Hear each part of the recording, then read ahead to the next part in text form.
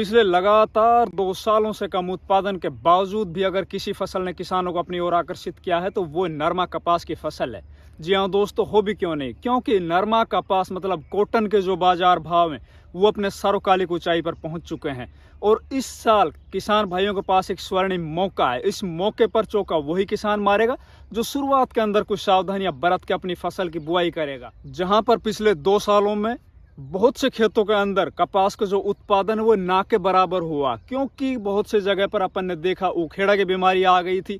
और लगभग पूरे देश में अपन ने कुछ एरिया को छोड़कर जो गुलाबी सुंडी है, पिंक बोलवर्म, उसकी प्रॉब्लम भी अधिकतर जगह पर देखी गई। और किसानों को जो उत्पादन है वो बहुत ही नीचे आ चुका। क्योंकि मैं भी कपास की खेती लगभग पिछले 20 सालों से करता आ रहा हूँ। मैंने इन सालों के अंदर देखा है कि कपास का उत्पादन घटाया या बढ़ाया किस तरह से जा सकता है। क्योंकि पिछले 2 सालों से हमारे एरिया में भी बहुत ज्यादा गुलाबी सुंडी का प्रकोप था। उसके बावजूद भी हमारे जो खेतों के अंदर उत्पादन है वो पिछले साल भी बढ़िया निकला, उससे पहले भी बढ़िया निकला। आखिर कौन कौन सी स्ट्रेटेजी हमने अपनाई, ये सभी जानकारी आज आप लोगों के साथ में साझा करूंगा। और मैं उम्मीद करता हूं दोस्तों अब की दफा जितने भी किसान भाई हमारे चैनल से जुड़े होंगे उनके खेतों के अंदर ये जो समस्याएं बिल्कुल ना के बराबर होगी। चूंकि हम किसी भी फसल की जब स्टार्टिंग करते हैं तो उसकी बुआई से और कटाई तक कंप्लीट एक सीरीज के तहत चलते हैं। तो जितने भी किसान भाई हमारे चैनल पर नए आए या जिन किसान भाइयों ने चैनल को अभी तक सब्सक्राइब नहीं किया वो कृपया चैनल सब्सक्राइब कर लीजिए, वीडियो को लाइक और ज्यादा से ज्यादा शेयर कीजिए। कपास की बुआई दोस्तों हम स्टार्ट कर चुके हैं और हमने 1 एकड़ के अंदर बुआई कर भी दी। इससे आगे अपन पलेवा भी चल रहा है। कुछ खेत ऐसे हैं जिनकी हम जुताई भी कर रहे हैं। तो लगभग आने वाले 15 से 20 दिन के बीच में हम कंप्लीट बुआई कर चुके होंगे। तो सबसे पहले बात करेंगे हमने जो इस खेत के अंदर कपास की बिजाई की, इसके अंदर अपन कौन कौन सी सावधानी बरती। देखिए हमारे देश के अंदर जोत का जो आकार है वो लगातार घटता जा रहा है। इस वजह से किसान है वो एक ही खेत के अंदर लगातार एक बार गेहूं बुआ, फिर अगले दफा उसके अंदर कपास बो दी, फिर गेहूं की बुआई कर दी, फिर कपास की बुआई कर दी। मतलब वो फसल चक्र नहीं अपनाता है, वो लगातार एक ही खेत से और कपास की कंटिन्यू बुआई करता रहता है। देखिए कोई फसल हो उसके अंदर गैप बहुत जरूरी। अगर आप 2 साल लगातार कपास की बुआई करते जा रहे हो तो आपका हक बनता है कि 1 साल उसमें मतलब तीसरे साल खेत के अंदर दूसरी फसल लगाई। बात करेंगे दोस्तों सावधानी नंबर 2, खेत का चुनाव करने के साथ साथ खेत की तैयारी भी हमें अच्छे से करनी है। जिन खेतों के अंदर अच्छे से जुताई बहाई करके कपास बोई जाती है उन खेतों के अंदर आप देख रहे होंगे कि कपास का जो पौधा है वो लगातार ग्रो करता रहता है और नीचे उनकी जड़ें हैं वो नीचे तक चली जाती है। जो जमीन के अंदर जितने भी माइक्रो न्यूट्रिएंट्स होते हैं उनको अच्छे से अट्रैक्ट कर सकता है। चूंकि बहुत से खेतों में अपन देखते हैं कि जो समय से पहले उखेड़ा बीमारी आ जाती है, वो कुछ यही कारण होते हैं कि खेत की एक तो अपन अच्छे से जुताई नहीं कर पाते हैं, साथ ही अपन खेत की अच्छे से जुताई करने के बाद उसमें जो बेसल डोज डालते हैं, अपन खाद उर्वरक डालते हैं, उसके अंदर भी कुछ लापरवाही कर जाते हैं। अब बात करते हैं दोस्तों सावधानी नंबर 3, हमें खेत की अच्छे से जुताई भी कर दी, खेत का चयन भी अच्छे से कर लिया। अब अपन को क्या करना है, ये सबसे इम्पोर्टेंट टॉपिक है दोस्तों। अगली सावधानी से पहले मैं आप लोगों को एक सीड ड्रिल मशीन के बारे में बताने जा रहा हूँ। ये प्रो सीडर मशीन है दोस्तों। इससे आप कपास की बिजाई कर सकते हो। कपास की बिजाई के साथ ही साथ आप मूंगफली की भी बिजाई कर सकते हो, आप मटर चना की भी बुआई कर सकते हो और आप सोयाबीन की बुआई भी कर सकते हो। चूंकि मैंने कपास बुआई के लिए ये मशीन मंगाई है और इस मशीन का जो मैंने फ़ायदे देखे हैं, जो बेनिफिट देखे हैं, बहुत ही शानदार देखे हैं। हमारे देश के अंदर छोटी जोत है या फिर बहुत सी जगह पर कपास की जो बुआई अब की बार फर्स्ट टाइम होगी, उन जगह पर कपास सीड ड्रिल जो मशीन होती है वो अवेलेबल नहीं हो पाती। तो हमारे पास लगातार किसानों को एक तो कमेंट्स आते हैं या फ़ोन कॉल आते हैं कि सर हम कपास की बिजाई तो करना चाहते हैं लेकिन हमारे एरिया में कपास की बिजाई हम फर्स्ट टाइम करने जा रहे हैं और हमारे पास जो सीड ड्रिल मशीन है वो नहीं है। इसी को देखते हुए दोस्तों मैं काफ़ी दिनों से ये सोच रहा था कि यार जो छोटे किसान है या फिर जिन जगह पर सीड ड्रिल की व्यवस्था नहीं है उनको किस तरह से कपास बिजाई की कोई मशीन मुहैया कराई जाए।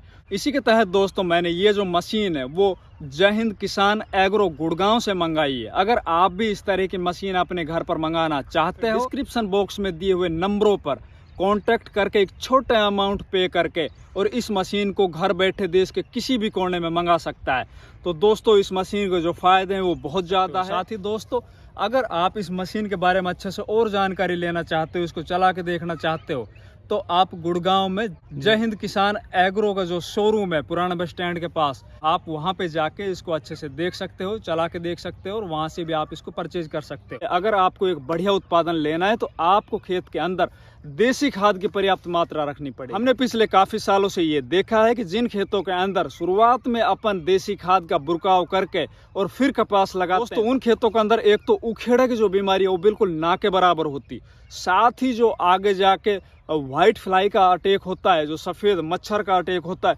वो भी उन खेतों के अंदर बहुत कम होता है। चूंकि पौधा अगर शुरुआत से ही अच्छे से ग्रो करेगा, वो शुरुआत से ही स्वस्थ होगा, हेल्दी होगा, वो एक तो बढ़िया से वो ग्रोथ करता रहेगा, साथ ही वो बीमारियों से भी लड़ पाएगा। ये आप लोगों को मैं बता देता हूँ। अगर आप उखेड़ा बीमारी से बचना चाहते हो, अपनी फसल को बचाना चाहते हो, तो आप कोशिश कीजिए अपने खेतों के अंदर बुआई से पहले देसी खाद जरूर डालें। दूसरी बात करेंगे दोस्तों अपन रासायनिक खादों की, तो रासायनिक खादों के अंदर जो किसान शुरुआत में बेसल डोज के टाइम पर ही संतुलित मात्रा में रासायनिक खाद अपने खेतों के अंदर डाल देता है, उन खेतों के अंदर अपन देख रहे होते हैं कि कपास की जो फसल है वो एक तो खेड़ा से बची रहती, साथ ही और भी बीमारियों से बची रहती है, और उसके अंदर जो बाद में फूल और फल आते हैं वो बहुत शानदार आते हैं और उनसे उत्पादन भी बहुत ज़्यादा लिया जाता है। तो मैं आप लोगों को अगर रासायनिक खादों की मात्रा बताऊं तो आप सबसे पहले सिंगल सुपर फास्फेट अपने खेतों के अंदर डालिए, लगभग 100 किलो पर एकड़ के हिसाब से, और एक बैग आप डीएपी का जरूर डाल दीजिए शुरुआत के अंदर जब आप खेत की तैयारी कर रहे हो उस वक्त। साथ ही आप लगभग 35 से 40 किलो पोटास की मात्रा भी जरूर डाल दी। साथ ही दोस्तों माइक्रो न्यूट्रिएंट, इसका बहुत ज्यादा महत्व होता है। बाद में अपन क्या करते हैं, स्प्रेइंग के अंदर अपन मैंगनीज स्प्रे करते हैं या फिर मैग्नीशियम सल्फेट डालते हैं, कहीं पे चेलेटेड जिंक डालते हैं अपनी फसल को बचाने के लिए, उसके अंदर क्लोरोफिल बनाए रखने के लिए। अगर शुरुआत में हम माइक्रो न्यूट्रिएंट की पूर्ति कर देंगे अपनी फसल के अंदर तो हमारी फसल वो एकदम हरी भरी रहेगी। तो आप कोशिश कीजिए शुरुआत में जब आप खेत की तैयारी कर रहे हो उस वक्त आप लगभग एकड़ के हिसाब से मैं बताऊं तो 10 किलो माइक्रो न्यूट्रिएंट आप डाल दीजिए। अब बात करेंगे दोस्तों सावधानी नंबर 4। आप अगर कपास की बुआई करने जा रहे हो तो आप जो पिछले 2 सालों का अगर मैं ट्रेंड बताऊं आप लोगों को, जिन किसान भाइयों ने अपने खेत के अनुसार अपनी मिट्टी के अनुसार बीज का सिलेक्शन किया था उनका उत्पादन बढ़िया हुआ था। और विशेषकर एक और बात बता देता हूँ आप लोगों को मैं, पिछले सन 2020 और 21 के अंदर जो पिंक बॉल वॉर्म जो गुलाबी सुंडी आई थी, तो जिन किसानों ने शॉर्ट वैरायटी लगाई थी, मतलब कम दिनों वाली वैरायटी लगाई थी, वो किसान ज्यादा लंबे टाइम वाली वैरायटी की अपेक्षा ज्यादा उत्पादन ले पाए। तो जो कम दिनों वाली वैरायटी होती है उसके अंदर शुरुआत से ही फूल और फल बनने लग जाते, उसके अंदर टिंडे वो आ जाते हैं। और जो लंबे दिनों वाली वैरायटी है, ज़्यादा दिनों वाली वैरायटी, वो पहले तो पौधा है वो अपना पूरा विकास करता है, पूरा ऊपर तक हाइट लेता है, उसके बाद उसके अंदर फूल आते हैं, फिर फल आता है, तब तक गुलाबी सुंडी का जो प्रकोप है वो हो जाता है और उसके अंदर उत्पादन वो बहुत कम निकल पाता है। तो दोस्तों आप कोशिश कीजिए 1/3 हिस्सा, मतलब अगर आप 3 एकड़ जमीन के अंदर कपास की बुआई करने जा रहे हो तो 2 एकड़ में आप शॉर्ट वैरायटी लगाओ और 1 एकड़ में आप लॉन्ग वैरायटी लगाओ। लॉन्ग वैरायटी की मैं इसलिए बोल रहा हूँ कि हो सकता है अब की बार पिंक बॉल वॉर्म की समस्या ना हो। अगर ये गुलाबी सुंडी की समस्या अब की बार नहीं आई तो जो उत्पादन है वो शॉर्ट वैरायटी से ज़्यादा लॉन्ग वैरायटी में ही आता है। वैरायटी के ऊपर आप लोगों को एक शानदार वीडियो बहुत जल्द मिलने वाला है, इसमें आप लोगों को बता दिया जाएगा किस खेत के अंदर कौन सी वैरायटी लगानी और किस वैरायटी का सबसे ज़्यादा उत्पादन होता है। अब बात करेंगे दोस्तों सावधानी नंबर 5। हम अपने खेतों के अंदर जब बुआई करने जा रहे हैं तो उस वक्त हमें कौन सी सावधानियां बरतनी चाहिए। पौधे से पौधे की जो दूरी है वो अपन को किस तरह से मेंटेन करके रखें। जो वैरायटी के हिसाब से पौधे की दूरी रखता है उन खेतों के अंदर उत्पादन ज्यादा होता है। अगर आप शॉर्ट वैरायटी लगाने जा रहे हो तो आप पौधे से पौधे की दूरी है वो कम रख सकते हो। अगर आप लॉन्ग टाइम वैरायटी लगाने जा रहे हो, लंबे समय के लिए जो पौधा ऊपर ज्यादा बढ़ जाता है, तो उसके अंदर आप पौधे से पौधे की जो दूरी है वो ज्यादा रखिए।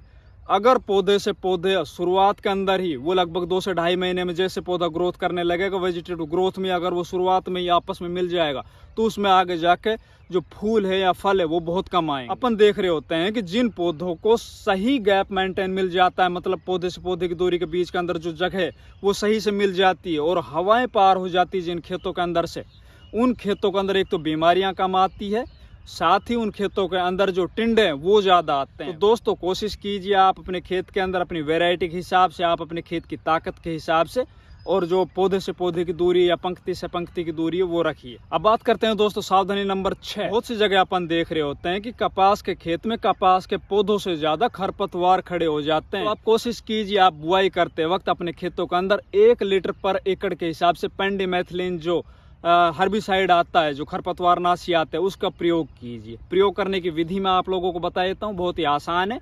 आप जब पड़े हुआ कर लेते हो और पड़े हुआ करने के बाद जब आप जुताई कर देते हो तो एक जुताई आप लगा दीजिए। उसके बाद जब आप खाद डालो, उसके अंदर बेसल डोज में जो भी खाद आप डालोगे तो उन्हीं खादों के अंदर आप 1 लीटर पर एकड़ के हिसाब से पेंडामेथिलिन मिला लीजिए।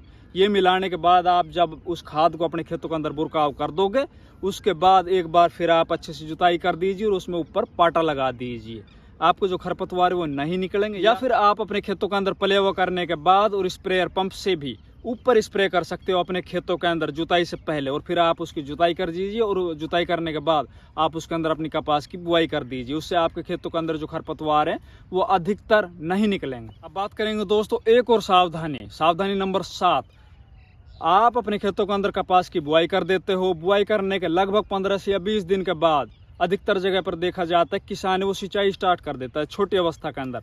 आप ये गलती भूल के भी मत कीजिए। जब तक आपकी फसल लगभग 35 से 45 दिन की ना हो जाए तब तक आप अपने खेतों के अंदर सिंचाई मत कीजिए। दोस्तों इन सावधानियों को आप अपना लीजिए, आपकी फसल बहुत शानदार होगी। वैसे हमारी ये सीरीज की पहली वीडियो है, इससे आगे आपको कंटिन्यू समय समय पर वीडियो मिलती रहेंगी। धन्यवाद।